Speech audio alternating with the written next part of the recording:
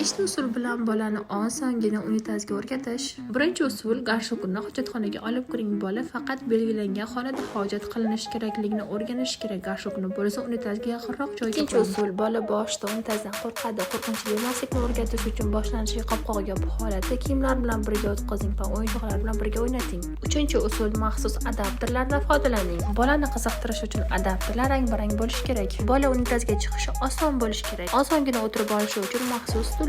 To'rtinchi usul: mukofotlash tizimini yo'lga qo'yish. Har bir muvaffaqiyatli hojatdan so'ng stikerlar bilan belgilab, yoqimli shirinliklar bilan rag'batlantirish. Beshinchi usul: hojat yakunlangach qog'ozdan taqsimlangan holatda foydalanish kerakligini o'rgatish. Sababi bola boshida qancha qog'oz ishlatish kerakligini bilmaydi. O'rganib olguncha boshida skotchlar orqali qog'ozlarni o'zingiz bo'lib chiqing.